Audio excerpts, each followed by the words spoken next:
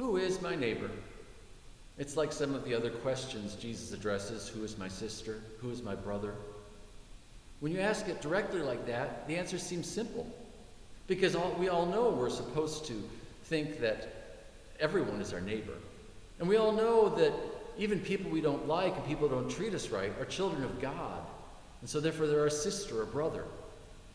But we may find, if we're not careful, that we too use this question to justify ourselves. I'm going to explore these issues by talking about my relationship with this t-shirt. As you can see, it says on the front, love thy neighbor.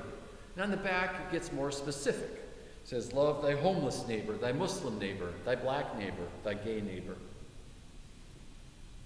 I'd seen this shirt for a couple of years, and some of my friends wore it, and when I saw them wearing it, I thought, I should be that bold about my faith too, so I bought one. And I wore it a couple times, and then I stopped. And I couldn't say exactly why. I mean, we clearly need this message today. Our society often shows a tragic lack of love for the homeless, for people of color, for people who are addicted. And we see that some people have looked at those who are different as if they were not our neighbor, have hardened their hearts to these groups.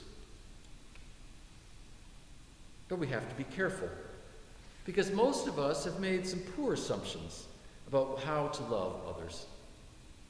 And putting all these slogans together runs the risk of using Jesus' words as a weapon. It is true that some of the people who have said, love thy neighbor most, church people, have been some of the least loving toward our gay neighbor or our neighbors of other faiths.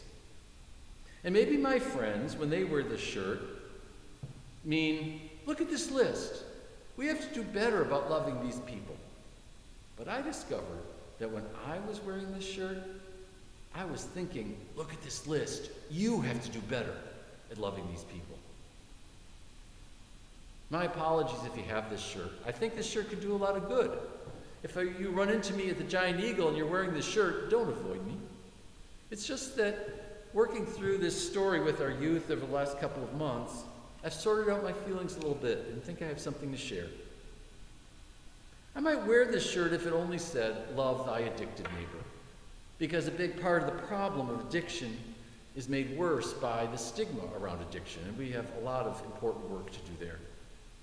I could probably wear this shirt if it only said, love your Muslim neighbor, your Jewish neighbor, your Christian neighbor, your atheist neighbor.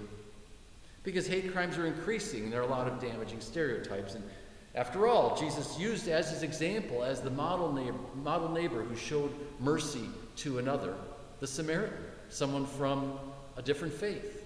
And because so many of his followers were disgusted by Samaritans, he wanted to be sure that they understood that when he said neighbor, he included Samaritans. The phrase probably that troubles me the most is this third one here, love thy black neighbor. Let's not oversimplify. Racism is deeply entrenched in our society. It's going to take more than liking black people to fix it. We have a bunch of systems in this country that are skewed against African Americans. We have to learn to see that and work to dismantle it. Even 5 or 6 years ago when I bought this shirt, I didn't realize the depth of it. So the problem for me was that all of us who wear this shirt are still part of the problem. But when I was wearing the shirt, I felt like I wasn't part of the problem. So the shirt was making me less aware and feel good about it.